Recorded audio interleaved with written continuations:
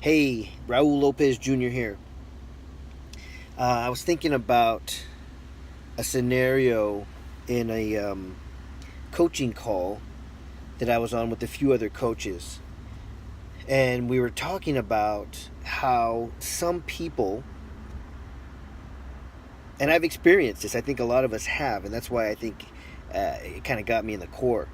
Um, I experienced it for many years that when we're seeking, when we feel lost and we don't know exactly what we're looking for, um, but we seek external. That's the first thing we do, and we try and we try and we try. We try to get it from people. Hey, make me feel good. A smile, a compliment, give me some attention, a relationship, whatever it is. We seek to fill that void that we have, that need for something from external, whether it be a person, um, the clothes we're wearing, the fancy car we want to drive, uh, a boyfriend, a girlfriend, parents, whatever it is. We seek external. And man, I've seen people who don't realize that the void that they have, that what they're seeking is right here. They got to just go right here. And it was a great conversation that we had. And I was like, wow, yeah, it's powerful. I remember just being lonely, just lost. I mean, like lost in my mind on this earth, wandering the streets, not knowing where to go or even what I was looking for, what I was seeking. I spent a lot of years, even though I had a home to go to, I spent a lot of time on the streets in my youth, and I would sleep in laundromats, friends' houses. I remember it being cold out one time, and I didn't know where to go, and I thought, hey, hospitals have overnight waiting rooms, and I started going into hospitals and sleeping in their waiting rooms because people would just leave me alone in there. They figured I was waiting on a family member or something. And I never knew what it was that I was looking for, but I looked to fill whatever need it was with alcohol, with drugs, with women, with friends, just like, hey, let's hang out, or I was just always seeking, and I didn't know what it was.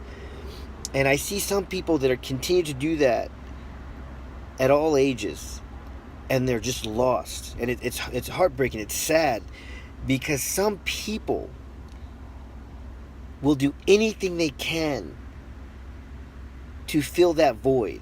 And what this really gets into is like significance. There's 6 human needs that we all have that we need to fill, and how we feel them, we can do in positive or negative ways. But a lot of people don't understand that, and they try to fill them on the external, like I'm talking about. And sadly, when they aren't able to fill that need that they have, they become angry and confused and even more lost. And they start to push people away. And they'll do whatever they can to hurt those people because they're so hurt, they're so lost. And they don't realize that they're just pushing away the people who want to help them, who want to love them, who want to care for them, who want to fill those voids, that they help them learn to fill those voids.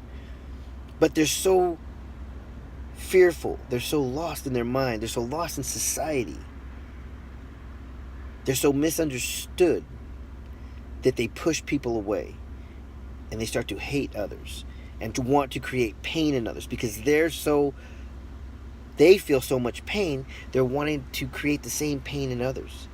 And, I did a video the other day, and I was talking about how people post things on Facebook, and a lot of it is hate. And I had mentioned how when somebody's cussing at you, a complete stranger, just texting, giving an opinion, they're cussing at you and they're angry, and you can just see in their messaging how broken they are. And when they're cussing and swearing and when they're trying to hurt you, it's a reflection of them, how they feel about themselves. It's sad, but it was a great coaching call, and it's an understanding. It's something to get to get past it. It's an understanding. if you know somebody that like that, if you feel like that, if you're just lost and you don't know what to do, you don't know how to make friends, or you don't know how the friends you have aren't filling this void that you have, I'd love to talk to you, because I've done it, I've experienced it, and I see it in people now, and they'll do anything they can to try and fill that need, and when they don't fill it, F-I-L-L, fill the need, then they cause harm to other people. And I see it. I see some people cause harm to people in their own family. I see some people that do it to their own children. And it's sad. They use their children to get back at other people. They harm their own children to get back at other people. Because they're so angry, they're so hurt, they're so lost. And I think I have a burden. I know I have a burden to help people understand the mind, the heart, the association, how to get and feel that need in a positive, loving way. Yeah, I don't know. It's a burden for me, and I wanted to put this message out there because there's a lot of us who have experienced that and have come past it, and there's a lot of us who are in the middle of it and don't understand it.